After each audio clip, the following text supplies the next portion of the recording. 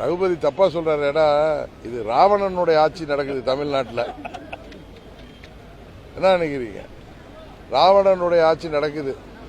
அதாவது ஏற்கனவே ஆட்சியில் இருந்த பழனிசாமி அண்ணன் செய்த துரோகத்தால, தவறான நிர்வாகத்தால, ஊழல்களால, சுயநலத்தால இன்றைக்கு திமுக ஆட்சி பொறுப்புக்கு வந்திருக்கு. அதான் உங்களுக்கு தெரியும்.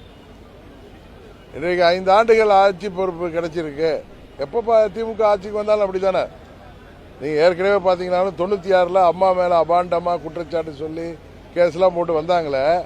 2001 என்ன ஆனிச்சு? திரும்ப 2006 மைனாரிட்டி கவர்மெண்ட் அமைச்சாங்களே. 2011 என்ன ஆனிச்சு? திருப்பி 10 அம்மா இருக்கிற வரைக்கும் வர முடியலையே. பழனிசாமிங்கிற ஒரு தப்பான மனிதருடைய நிர்வாகத்தில்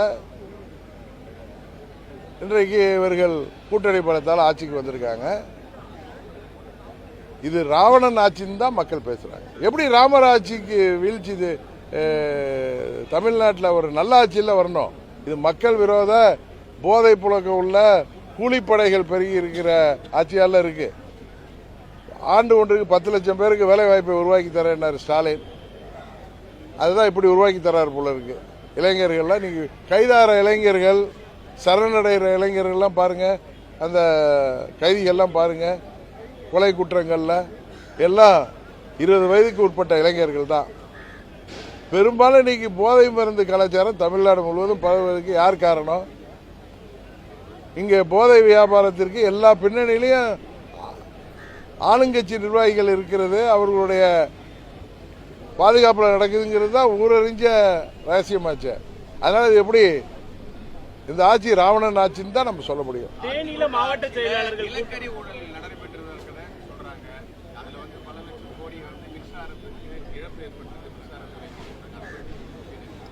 இந்த ஆட்சியில் தானே அதெல்லாம் என்ன இல்ல அதெல்லாம் சொன்ன.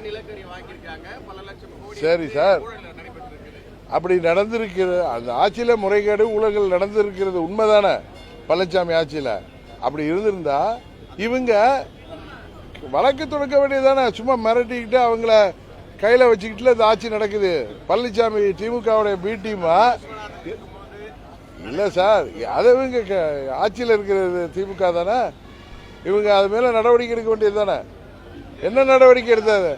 அதாங்க நான் என்ன சொல்கிறேன், 91 96 நடந்ததுன்னு சொல்கிறீங்க. உங்கள் 96 2001 ரொம்ப சுத்தமான ஆட்சி. மின்தட்டு பாடை இல்லாமல் இருந்துச்சு. அதுமாதிரி 2006 பதினொன்றில் நீங்கள் தமிழ்நாட்டில் தடையில்லா மின்சாரம் வழங்கிய ஆட்சி, பொற்கால ஆட்சி நடத்துனீங்களா? நீங்கள் தான் ஆட்சிக்கு வந்த உடனே முறைகேடுகள் இதுக்கெல்லாம் ஊழல்கள் எல்லாம் எடுத்து கேஸ் போடுவீங்களே. என்ன நடவடிக்கை எடுத்திருக்கீங்க? நீங்கள் அதை வச்சு மிரட்டி பழனிசாமியை இந்த தேர்தலில் தனியாக நிற்க வச்சிருக்கீங்க. அதானே செய்கிறீங்க. எதிர்கட்சிகள்லாம் ஒன்றிணையாமல் செய்கிறதே திமுக தானே.